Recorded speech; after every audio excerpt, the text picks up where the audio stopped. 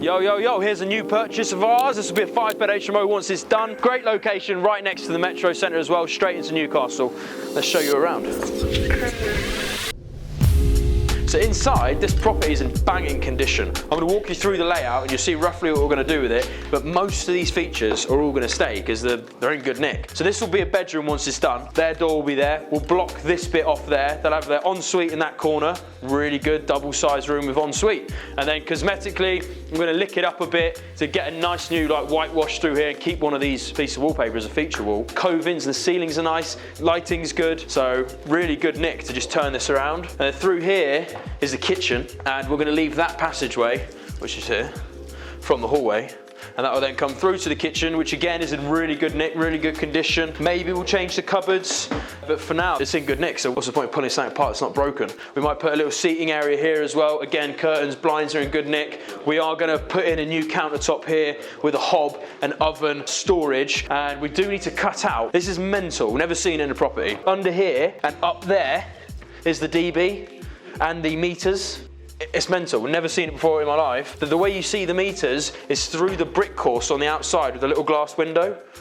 So we're going to have to cut out an access panel here. But other than that, this kitchen is pretty straightforward. We might lick it up with some paint, but really we want to leave most of this in situ. Through this way, once that's blocked up for the bedroom, this will be our utility space. We've already got a really nice freezer and fridge working perfectly fine, adequate for a 5-bed HMO. We'll put in a washer and a dryer, and we need to plumb them in. Might do a bit of light deco in here, but it's in good nick. Hardware and carpet as well, also in good nick. We've got the rear yard out here. Give you an idea quickly what it looks like.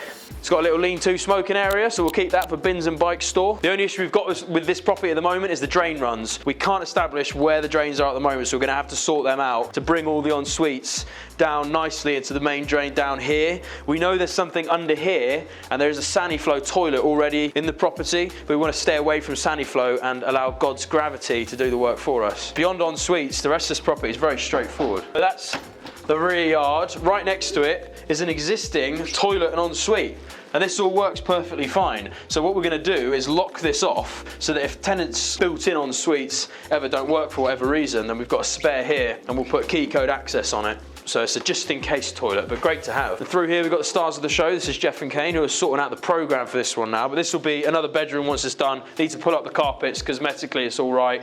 Ensuite. We'll have an ensuite in that corner, and then this one's done as well.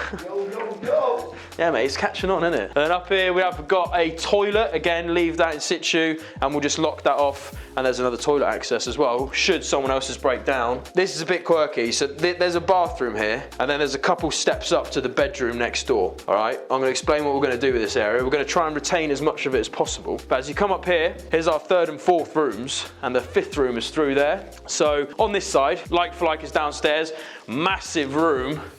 We'll have a corner ensuite, pretty straightforward, and that will tee into the one downstairs. But over here, we got to figure out an arrangement because the 5th room is through here. So what we want to do is keep this as it is. It's a good sized room, it's got a built-in wardrobe. And then we want to create a lobby through this room. So it will go something like this. Hallway, come up to here. So then that room is its own boxed off room, and this will be a corridor. And then there'll be an entrance to the landing for this bedroom. And then we're going to knock through an entrance for the bathroom in there, and that'll be the ensuite for that quirky little room we've just come from. And we have to create a step down there and be careful of the joists as well. But that will give us 2 really good sized bedrooms, and this bedroom's ensuite will land in here where we've got this extra space in the landing. So they'll have their ensuite there. And then that's 5 bedrooms, 5 ensuites.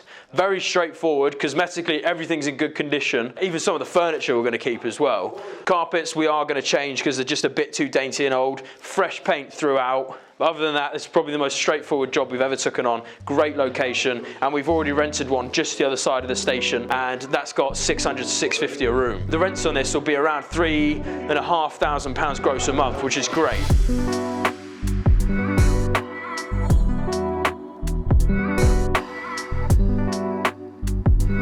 So there is one major cost to consider on this building, and that's the external insulation that needs to go onto all the walls facing the outside. Now this is just straight onto the masonry and then it goes to the outside air. There's no cavities in here. You may or may not know that the government wants us to upgrade all of our homes to an EPC of a C. They've now kicked that to 2028 rather than 2025. And at the end of the day, I can't see them ever enforcing it across all the properties. But it's something we've got to be aware of and allow for, because you're not allowed to rent the property if it doesn't meet an EPC of a C. Now on this building, if we're going to have to start bringing out all of our gyp liner and then sticking on the insulation on the inside and then plastering it and putting all the cables back in, pulling the radiators out, it becomes a massively costly task across this whole front section and the whole rear section. It's just not worth doing at this stage. Because this building's in really good cosmetic condition, we could just paint that wall and then it's pretty much sorted, maybe fix a few screw holes. Rather have to put on all the insulation, redecorate the whole thing. The cost is massive. It's pebble dash on the outside. What we could do is do external render and insulate it that way, which is a slightly more traditional way of doing it, especially up in the northeast. And we could do that and quote for that on the front and back,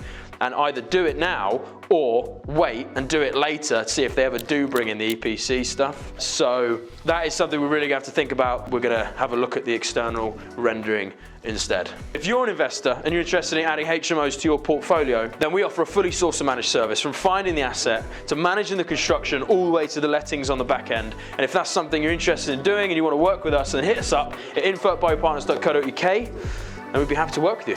Nice.